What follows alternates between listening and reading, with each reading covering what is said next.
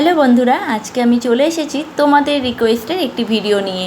এখন তো বর্ষার সময়, সবারই চুল পড়ছে আমার মতো। তাই কি ব্যবহার করলে এই চুল পড়া থেকে তোমরা মুক্তি পাবে তার একটা ছোট্ট উপায় আমি তোমাদের সাথে শেয়ার করব। আর নতুন চুলও কিন্তু গজাবে। তো দেখো, আমি এখানে মেথি নিয়ে নিয়েছি আর নিয়েছি কালো জিরে। তো এবার এটাকে ভালো করে মিশিয়ে নেব।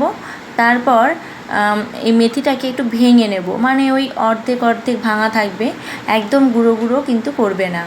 তারপর আমি এটা প্লাস্টিকের বাটিতে এই মিশ্রণটা নিয়ে নিয়েছি। এবার এর মধ্যে আমি আমার এই আজকে যতটুকু তেল লাগবে আমি সেটুকু তেলই দিয়ে দিচ্ছি। আমি নিয়েছি নারকেল তেল। তোমরা যে যেমন তেল ব্যবহার করো বা যেই তেলটা ব্যবহার করো তোমরা সেই তেলটাই নিতে পারো, এবং যার যতটা প্রয়োজন সে ততটাই নেবে। আমি এখানে একটা বাটিতে গরম জল নিয়ে নিয়েছি। এবার সেই গরম জলটার মধ্যে কিন্তু 1 ঘন্টা এই বাটিটাকে বসিয়ে রাখতে হবে। গ্যাসের মধ্যে কিন্তু বসাবে না, আগে জলটা গরম করে নেবে, তারপর বাটিটা ওই গরম জলের বাটির মধ্যে বসিয়ে রাখবে। ঘন্টাখানেক বসিয়ে রাখলেই দেখবে তেলটা একেবারে কালো কালো মতো হয়ে গেছে। মানে এই তেলটার মধ্যে কিন্তু ওই কালো জিরে আর মেথির যা গুণ সব কিন্তু তেলটার মধ্যে মিশে গেছে। এবার দেখো, এই তেলটা আমি আঙুলে করে নিয়ে ভালো করে মাথার মধ্যে ম্যাসাজ করে নিচ্ছি। তোমাদেরকে বলে রাখছি, এই তেলটা শুধু মাথার স্ক্যাল্পে দিলেই চলবে, ঠিক আছে? যাদের চুলে দেওয়ার প্রয়োজন নেই, যারা চুলে দাও না, তাদেরকে চুলে দিতে হবে না। আর যদি কেউ মনে করো যে না তেলটা চুলেও মাখবে, তাহলেও কিন্তু কোনো অসুবিধে নেই, তোমরা চাইলে চুলেও ব্যবহার করতে পারো।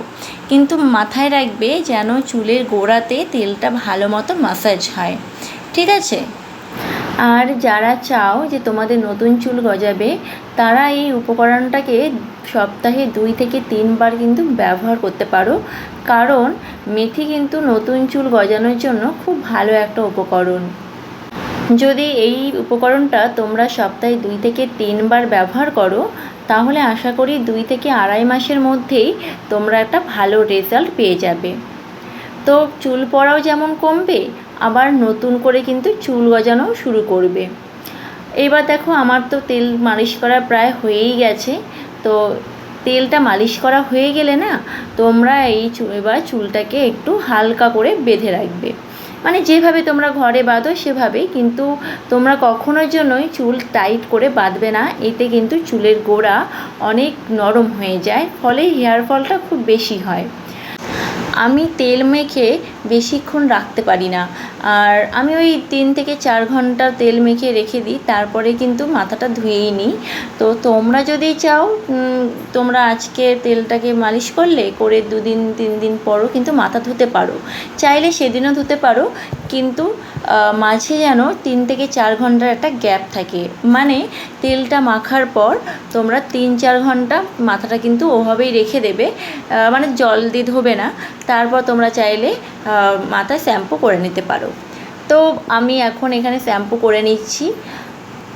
তো বন্ধুরা, তোমরা যখন মাথা ঘষবে তখন প্রথমেই কিন্তু চুলটাকে ভালো করে জল দিয়ে ধুয়ে নেবে, মানে যেন পুরো চুলটা ভালোভাবে ভিজে যায়। তারপর শ্যাম্পুটা ব্যবহার করবে।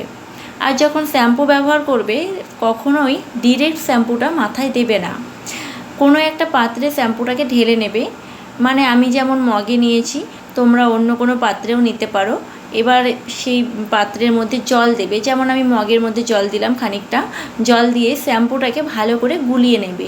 তারপর ওই জলটা হাতে করে মাথার মধ্যে চারিদিকে অল্প অল্প করে ঘষতে থাকবে, ঠিক আছে? তোমরা যদি এই ধরনের আরও কোনো ভিডিও চাও, তাহলে আমাকে কমেন্ট বক্সে কমেন্ট করে জানিও, আমি অবশ্যই তোমাদের রিকোয়েস্ট রাখার চেষ্টা করব।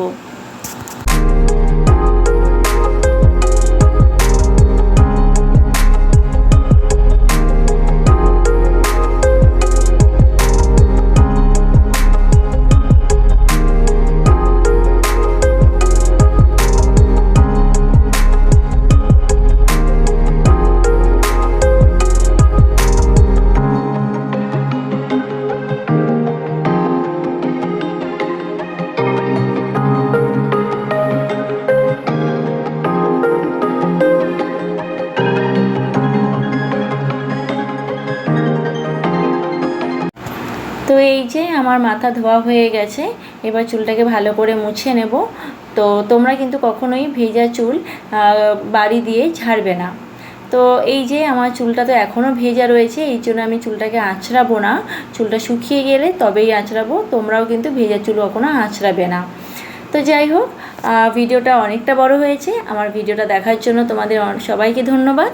আর যারা এখনও চ্যানেলটা সাবস্ক্রাইব করোনি তারা প্লিজ চ্যানেলটাকে সাবস্ক্রাইব করে দাও। আর যদি ভালো লাগে তাহলে একটা লাইক করে দাও। দেখা হবে পরের একটা ভিডিওতে।